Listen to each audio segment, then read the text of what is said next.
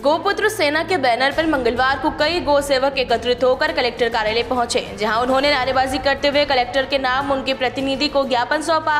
ज्ञापन में बताया गया है कि जिला मुख्यालय से कुछ ही दूरी पर स्थित गोपाल गौशाला लेवड़ा में गायों की स्थिति दिन प्रतिदिन दयनीय होती जा रही है। गोपुत्र सेना के पदाधिकारियों ने वहां के हालात देखे हैं। वहां पर गायों के खाने के लिए चारे की व्यवस्था भी नहीं रहती है और समय समय पर गायों का इलाज करने के लिए कोई पशु चिकित्सक भी वहां उपलब्ध नहीं है।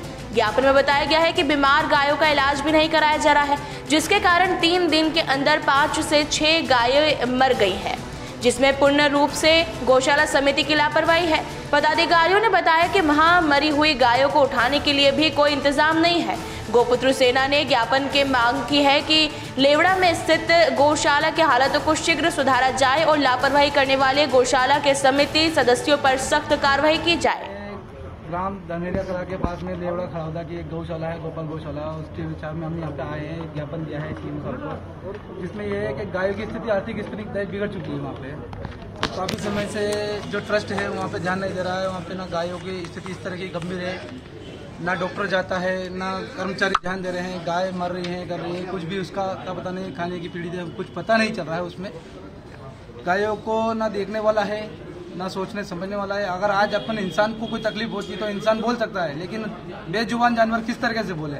तो उसकी भी स्थिति सुधारने के लिए हमने सीएम साहब को यह ज्ञापन दिया है और हम तो ये कहते हैं कि जल्द से जल्द इस पर कार्रवाई की जाए। यदि कार्रवाई नहीं होती तो अगला कदम क्या रहेगा आप लोगों का? अगला कदम सर इसमें यह है कि गोपाल जो हमारी गोपुत्र सेना है, जो हमारे अध्यक्ष साहब, उसमें जो हमारी टीम है वो निर्णय लेगी, उसके बाद उस पर कार्रवाई की जाए। क्या नाम है सर? या फिर यह गौशाला जो है हमारी गोपुत्र सेना, उनको सौंप दी जाए, ये हमारी मांग है।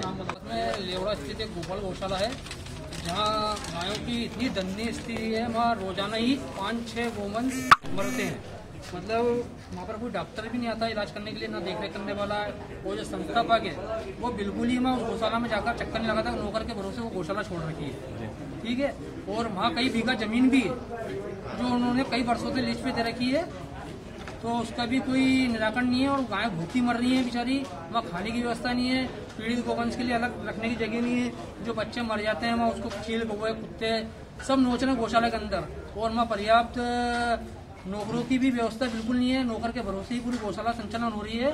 अगर वो संस्थापक उस गौशाला को नहीं चला पाते हैं तो उस समिति को पूरी भंग करके नई समिति गठित की जाए और उस ग्राम पंचायत के जो लोग हैं उन्हीं को ही ये गौशाला संचालित करने की मौका दे। क्योंकि ये कोरोना जैसी, इस देश के अंदर कोरोना जैसी महामारी फैल रही है और कितने लोग मर रहे हैं, तो इन बेजवानों का प्रकोप ही है ये, जो इस देश के अंदर अपने हिंदू लोग और जो गौशाला गोमाता वो गाय को गोमाता के नाम से पूछते हैं, उसके बाद भी उसकी इतनी दयनीय हालत है। प्रशासन, सरकार इनको 15 रुपए प्रति गाय का देती है, तो वहाँ 200-300 गाय है, तो हम 200 गाय की मान के लो 30,000 प्रतिदिन आता है। वहाँ पर कम नहीं आता 30,000 रुपये, तो 30,000 वो कहाँ जाता है? ये चारा गौशाला तो आसपास के गांव वाले दान देते हैं, ट्राली देती है, उनके सहयोग से। तो ये 30,000 रुपये में रोजाना कहाँ जाता है? 200 गायों को मान के चलो 30,000 के हिसाब से तो 3 लाख रुपए आता है महीने का। तो ये पैसा कहाँ जाता है? कोई व्यवस्था नहीं है। आप वहाँ पर जाके देखिए, प्रतिदिन गाय मरती है, कोई व्यवस्था नहीं है। वहाँ की समिति बिल्कुल ध्यान नहीं दे रही है। इस पर हम यही चाहते हैं कलेक्टर साहब से और माननीय हमारे मुख्यमंत्री साहब से कि नीमच जिले के आसपास की जितनी गौशाला है इनको बिल्कुल व्यवस्थित की जाए, इनकी समिति की जांच की जाए, अगर गलत पाई जाती है इनके ऊपर कार्रवाई की जाए। बस यही।